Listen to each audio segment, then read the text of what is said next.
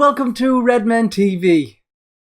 That was pretty good, folks, wasn't it? I'm sorry now I'm grinning like a big old clown, but that was just beautiful. How good is it when the Reds are in the Oranges in this case win? What a wonderful night's entertainment and a cold, wet night in Stoke, and we did it, folks, and we did it. And isn't life so much better? Fantastic 3-0 victory. Everything we could have probably asked for, we got tonight. You know, big right from the start. More changes again from Klopp. You know, Big Dom got his first start for us, and then we have the King of Egypt is rested now. I'll speak a bit more about him later on. And you know, we made changes, and again Klopp showed that he is brave, and you know, he's more than willing to swap players in and change it, because it is a busy period of games. We know the way the fixture run is until pretty much Christmas. It's almost like we've a game every 2 or 3 games, or every 2 or 3 games, and you know, we need to make these changes, and we need to have the strength and depth. It's everything we were crying out for last year. We faded away afterwards, and let's hope we don't make the same mistakes again. And you know, we started the game, and you know, the team comes out, you know, and you're looking at it the way it's going to line up, and it's almost a 4-4-2. It's a bit of a diamond at times there. Sometimes it's a 4-2-3-1 when you just had the two guys sitting. But you know, again, it's another version of this evolution of Klopp's team, and it's another evolution of this kind of professional looking team that we have. And it's pretty much sit nice and compact. You know, we got grip of the game straight away. Stoke sat pretty deep and allowed us a lot of time on the ball.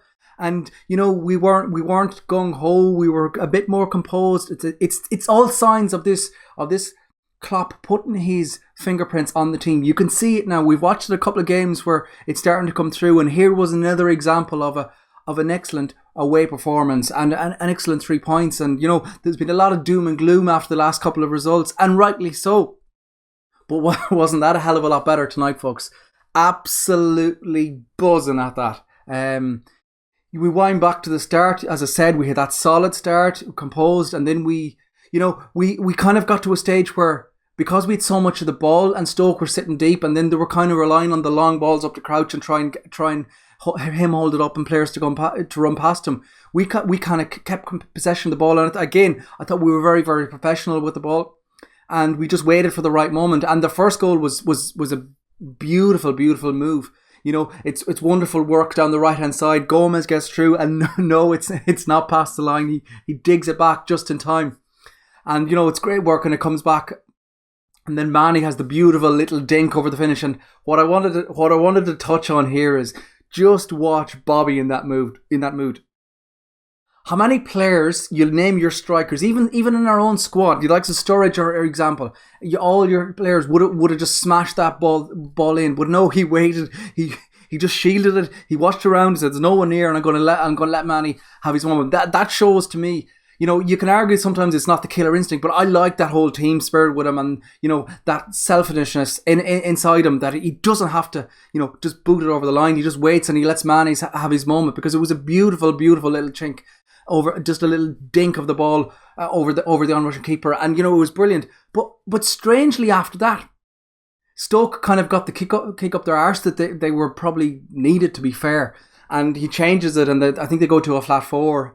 Back 4, and then they push on a bit, and they do put us under a little bit of pressure for a while, and there's a couple of iffy moments, none more so than the whole Mingale kind of brain fart moment there. And yeah, you know, I know the rule has changed in the last couple of years, but put it that way, if that's the opposition goalkeeper, I am doing my nutting, giving out hell that I'm looking for that red card. And you know, we were definitely lucky. It was a wild tackle. And as I said, very, very lucky to stay on the pitch. And then there was a couple of moments of just pandemonium after that. You know, he has the free kick, it's deflected out the corner, Mingale comes out, misses it, and then it's back and forth. And it's almost a case of you're watching. I think I tweeted at the time, and now breathe, folks, breathe. But we got back into the game, and we missed a couple of big chances. Solanke had one kind of half chance, and then the biggest chance of the half really is that Mane one where we ripped them open again, and he cuts in from the left hand side and he's straight through, and he seems to have so much time. You're just waiting for the net to bobble in, but no, it clips off the post and goes wide, and you're like, ooh. And I won't lie, there is part of me that's going, oh, is this going to be another one of those moments? Another one of those games where we don't take all our opportunities, and it comes back to bite us in the arse. But look, we got to half time. We got into the game a little bit more. Then settled a bit more. I just wanted to touch on a couple of things in the first half. I thought I was impressed. Solanke's first start, I was impressed. He did. So it wasn't if he set the world alight, but he was an option. He held the ball up. He ran past, and even there's a small couple of moments of, particularly for Solanke's shot, where himself and Bobby showed a bit of a kind of a partnership there. There was a lovely little flick from Bobby, and it creates the movement through, and then Solanke has the chance. Yes, he probably should have done it a little better with it, but it's still positive signs. And Bobby is such an intelligent player that he can create a partnership with a lot of other players, and none more so than Solanke. I think that, watch out for that, folks. That's definitely another option. And it's a little exciting as well, I have to say, just to watch that, to have another option, because we will need that over the course of the season. I thought Chamberlain was excellent as well. Genie was quite good. Chan, which was decent as well, a couple of moments, and then we come into the second half, and it's a little bit more of the same. And we kind of controlled the game. They didn't really have a lot. I think Alan had a couple of chances, but by and large, the second half was comfortable. Like the home fans were more inclined to just be giving out about the referee. But what I did like as well was we kind of showed a bit of a nasty edge at moments in the second half there.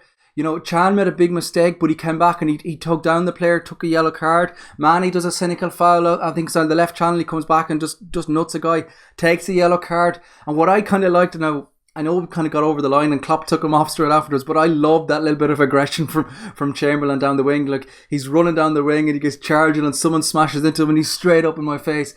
I like that. The inner snide inside me likes that, and it shows that little bit of passion that we're missing at times. I won't lie, I love that. And then we made the changes, and what can you say? Salah. They are no more words. I was about to say I'm sick of praising him, but no, I'm not. Like, he comes on and he just sets the world alight.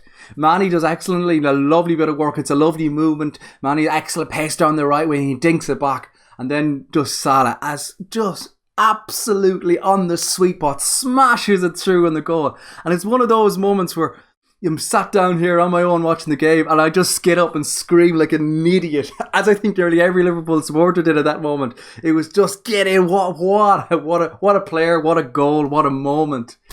And what can you say about the guy? Like, to quote the old cliche song, he scores when he wants. Yeah, what can you say, folks? And then a couple of minutes later, it's just a random high ball over the top. Salah just creates pandemonium. The defender is scared shitless. He doesn't know what to do. Salah comes through again, takes the ball, takes a touch, comes in and finishes. And you're just like up on your feet again. And I saw some people saying, "Oh no, I've him dropped. He was my fantasy captain. He's not played." Fear not, folks. The King of Egypt has it under control. He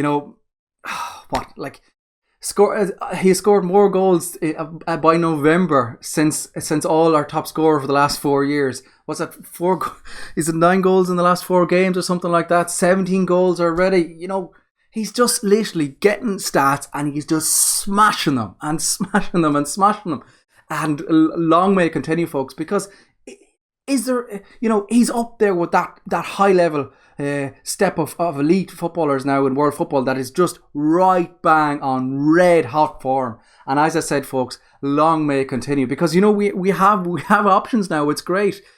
We took a little bit of wobble there, but the results didn't really go. The last couple of results didn't go great, but the old cliches, a cold night in Stoke. I don't think it was wet, but it was cold. And, we did a very, very effective performance. And it was a wonderful 3-0 win. And, everyone is happy out. And we were all on Brighton at the weekend. And then we have Moscow. And then we have the Derby. And I have to give a shout out. I can't let it go without shout out to the travelling cop there for the Mane song made a return. And it was just wonderful to hear it. And hopefully we'll be singing that. Sunday week as well, loud and clear. And of course the Salah song has to take over, but a wonderful night of football, and that's put a massive smile on face, and I'm sure it's put a massive smile on Reds all over the world. So I'm going to wrap it up here, folks.